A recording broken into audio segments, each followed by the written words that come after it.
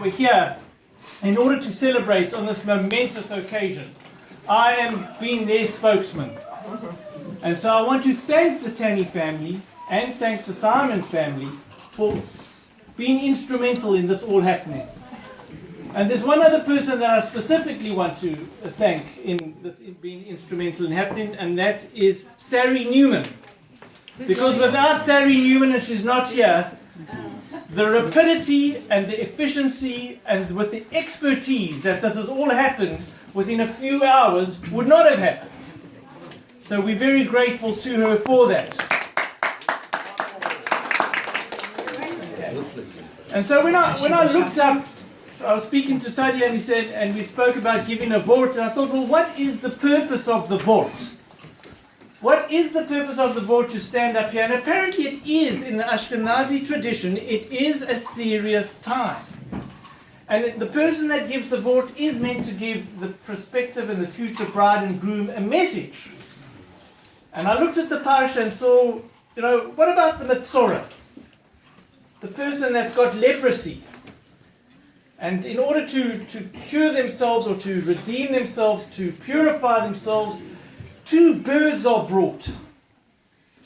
2 clean small birds along with a scarlet thread and some hyssop. And Rashi says that the reason they're 2 small birds is because we have to learn from the Metzora that these 2 small birds represent chippering and chattering of birds, otherwise signifying Lashon Hora. And so to bring Lashon Hora into a future couple, because please God, this will be the beginning of a future that you're going to be together. Lashon Hora is never tolerated amongst husbands and wives. And when the disagreements are there, you sort it out between the 2 of you. You don't go to your parents, and you don't go to your friends, and you don't go to your parents, and you don't go to your friends, because they will take your side more than the other side. And they can only get in the way. And this is what the Rabbeim teach us. This is not my book. This is the Rabbeim teach us. That you don't break down that communication between husband and wife. You say goodnight to one another every time before you go to bed. And you learn to communicate. Because the longer you're together, the more chance there would be to have this baseless talk, this nonsense talk, this Lashon Hora. And I think that's what the message is that this is the kedusha of a marriage is brought on him by Hashem, but at the same time He's given us that ability and that understanding that the Lashon Hora doesn't happen. So on behalf of everybody here, we want to wish you the best, the most successful, building a Beit Ne'eman B'Yisrael, and please God, we'll all be together for that. Take this for a second. Wait. I need to say something here, Martin, because you really forgot to thank some really important people here. Please do. Okay, the Chazen family has absolutely been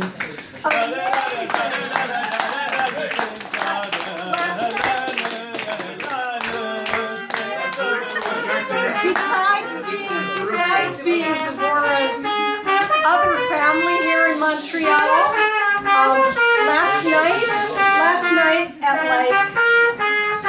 that's why she needs 2 families. Okay,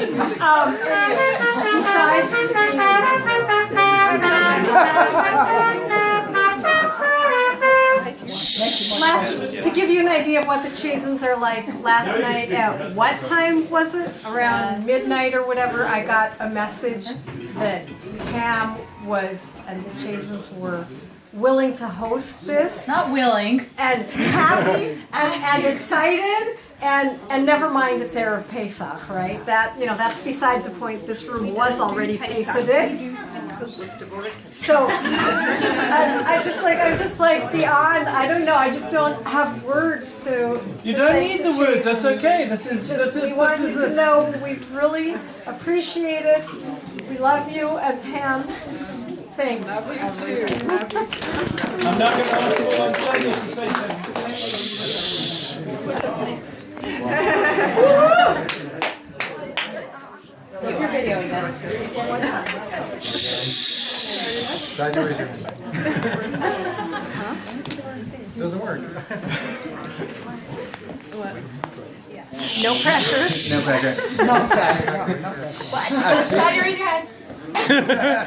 I've been doing this. Devora's been trying, yeah, it's a little bit hard to spot me in the crowd over here, so Devora's been trying to, once I speak, then most people can identify me, because of my accent, but until then, I need to raise my hand. This is all, I don't really know where to begin.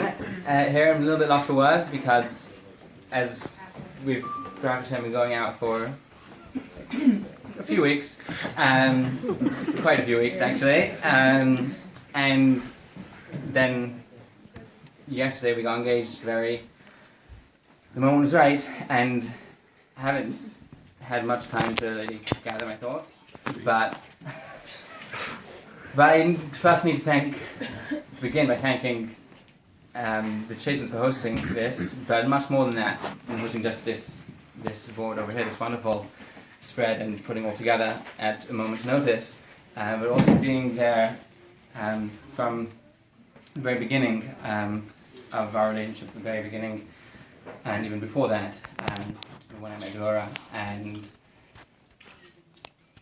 I definitely wouldn't be here today without their support. So I think Devora and I both want to thank the Chasens very much for that. And okay.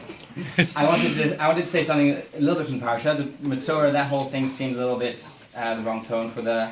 Even though Martin did find a very apropos message. But the thing that underlies the past few parashos with the Matzorah, with the laws of childbirth at the beginning of last week's parasha, with the days of with the Shivas Mehem Elohim, when the Mishkan was being set up, is the idea of completion of 7. We have the idea very famously repeated in the Shara Brachos and in the 7 days celebration after a wedding, and the parashas kind of emphasize this idea of completion, and famously the number 7 represents the 6 directions in the physical world, north, south, east, west, up and down, and then the spirituality that infuses that. But we've had another parasha that we read just yesterday, which touches on another thing. 7 days is completion, but once something is complete, what do you do then? So the Jewish nation is infused with a special power, a special koach for renewal. And that was represented by Parshas HaChodesh we read yesterday. And now, in the season of spring, I come from Baltimore and from London, and in March it's spring. This is spring. There's a renewal, there's a vibrancy that begins to emerge in this month, and that's the beginnings of the Geula that we celebrate both in Purim and in Pesach. Now, as I said, in most places it's springtime now. In Montreal, it's still kind of in the depths of winter, as much as I can tell. This is spring. Right. So, wait for summer. Yeah, wait till you see what winter's like here. So I have seen a little bit of winter. I was here in January, I was here in February, and I've seen, I've been trying out each month. So far, I haven't really found a month that I love the weather yet. But it unites us, you see, we have a good topic. Good That's supper. true. That's true. I do have to say as a sidebar that Devora and I agreed at a certain point that if we're talking about the weather on dates, then we need to reevaluate the relationship with other topics also. But the message of spring renewal is very famous. That's obviously, you see the trees budding, and you see the grass growing, and the fruits beginning to blossom. We have the Birkas Ilanos that we say on the new fruit blossoms. That's very well known. And winter generally represents a much more dead and kind of dormant and kind of almost depressed and sad and dead kind of atmosphere. If you would ask someone to match up the seasons of the year with the cycle in a person's life, they would say spring is probably birth and renewal, and then winter is really towards the end of a person's life when they're really not functioning, there's really not much going on. Rav Hirsch says that in Hebrew the word for winter is choref, And if you look at the meaning of the word choref throughout Tanakh, it represents a sharpness and it also represents youth. The Gemara talks of someone who reflects on his youth, as I was in the days of my youth and the days of my sharpness. And so he points out that winter, even though it does look very desolate and it does look like everything is very barren, but it's also the time when the roots are growing out, and when the trees, the blossoms are going to grow when spring eventually arrives, are a result of what nature is doing during these winter months. And as I was thinking about this today with Parshat Chodesh and the discrepancy between the season that should be really and what we're experiencing outside, I realized this was really very apropos to something that Devora has taught me. Not just to wear boots in the cold and things like that, but much more than that. And that's really among Devora's many qualities, which are too many to list. I'm sure everyone here can add to that list. But the ability to see the potential and the goodness in every human being and in every situation. And that's really the message of this winter, of this Hirsch, that even when something looks like it's dead, like there isn't much potential, but there is a seed of potential there, and if you nurture it, and if you help it develop right, then it can grow into something very beautiful.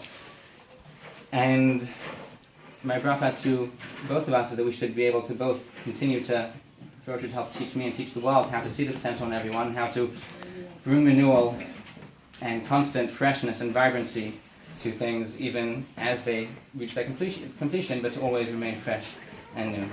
Good.